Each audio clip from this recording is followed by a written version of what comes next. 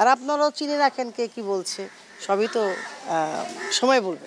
Police মারা যাচ্ছে, গণমাধ্যম কর্মীরা মারা যাচ্ছেন, এগুলো আসলে তো সাধারণ মানুষ হিসেবে আমাদের কোনো প্রত্যাশা নেই। তো সেই জন্য মা হিসেবে আমি যেটা চাইছি যে আমাদের সন্তানরা যারা চলে গেছেন সেটা তো অনেক কষ্টের, অনেক দুঃখের।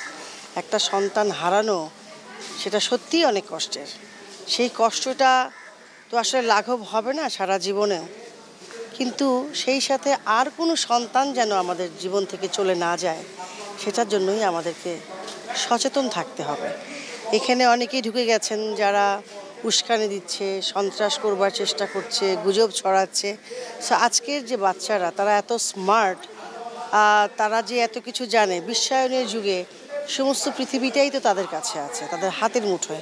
তারা টেকনোলজিতে এত মাস্টার, প্রত্যেকটা বাচ্চা ছেলে মেয়ে এবং তাদের জীবনবোধ, তাদের জীবনের ভবিষ্যতের চিন্তা ভাবনা আমাদের থেকেও অনেক বেশি এগিয়ে আছে। সেই সাথে তারা অনেক বেশি ইমোশনাল। এবং হ্যাঁ, কোটার বিরুদ্ধে কিন্তু আমরা না, সরকারও না, রাষ্ট্রও না, এবং প্রধানমন্ত্রী তো নাই। ভুল হয়েছে, ভুল তো হতেই পারে, তার জন্য বারবার সরি চাওয়া হচ্ছে, ওনাদের সমস্ত দাবি দেওয়া মেনে নেওয়া হচ্ছে। আর যেই দাবিগুলো হচ্ছে যে যারা তাদের হত্যা হয়েছে তাদের বিচার হবে, সেটা তো বিচার তো সময়ের ব্যাপার। এবং মাননীয় প্রধানমন্ত্রী কিন্তু জাতিসংঘকে আহ্বান করেছেন যে আপনারা আসেন, এবং অন্যান্য দেশও যদি চায় তারাও যেন আসেন, এবং প্রকৃত যে দোষী তাদেরকে যেন খুঁজে বের করা হয়।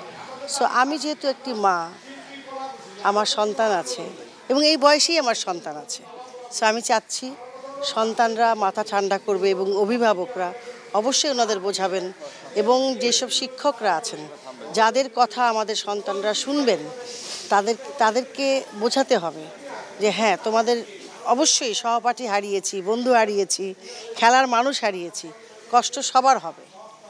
সো আমরা যারা সচেতন মানুষ, আমার একটা অনুরোধ, মা হিসেবে অনুরোধ, সাধারণ মানুষ হিসেবে অনুরোধ, এবং একজন ছোট শিল্পী হিসেবে অনুরোধ, আপনারা প্লিজ গুজবে কান দেবেন না, আগুনে ঘি ঢালবেন না, এবং আপনারা নিজেরা বিবেচনা করবেন। এবং অভিভাবকদের অনুরোধ, ওনারা যেন ওনাদের সন্তানদেরকে নিয়ে একটু বসেন, একটু বুঝালেই আমার কাছে মনে হয় সব পরিবেশ শান্ত হবে, আমরা আবার আগের মতো সবাই ভালো থাকবো।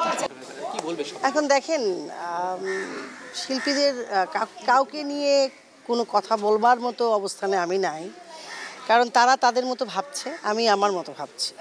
আমি চাই যে সব কিছু শান্ত হোক, সুন্দর হোক, সবার দাবি দেওয়া নিশ্চয়ই মানা হবে, সবার বিচার অবশ্যই হবে, এবং তার জন্য সময় দিতে হবে। আমরা যদি সবাই মিলে রাস্তায় নেমে একটা সহিংসতা শুরু করি, এটা তো কারোর জন্যই মঙ্গল না। আপনি ভাবেন যারা প্রান্তিক মানুষ আছেন বা যারা কৃষক শ্রমিক ভাই বোনেরা আছেন, যাদের প্রতিদিনের খাবার জোগাড় করতে রাস্তায় নামতে হয়, তাদের কথাটা ভাবেন।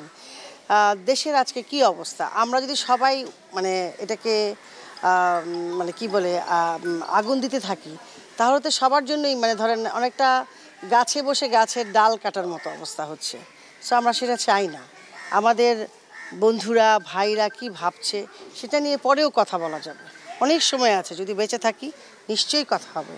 আর আপনারাও চিনে রাখেন কে কি বলছে, সবই তো সময় বলবে।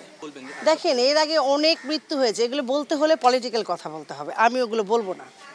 আমি বললেই আবার আরেকটা ঝামেলা হবে, আমি সেই ঝামেলাটা যেতে চাচ্ছি না।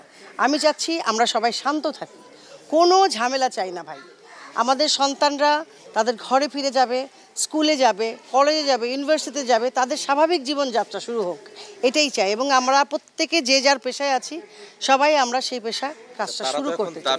জনজীবনে স্বস্তি তো এখনো আসে নাই ভাই, ও স্বস্তি হতে তো দিচ্ছে না কিছু কিছু মহল, সেটার জন্য সময় দেন। আজকে তো অলরেডি ওরা বলেছে যে একটা সপ্তাহ, সংহতি যারা জানিয়েছেন তারা তো চাচ্ছেন যে একটা সপ্তাহ সময় চেয়েছেন, একটু দেখি আমরা কি হয়। এখন এখানে বসে যদি আমরা আমাদের মতো চিন্তা ভাবনা করে আজে বাজে কথা বলি, এটা কিন্তু আসলে সহিংসতাকে উস্কে দেওয়া হবে, সেটা আমি চাচ্ছি না।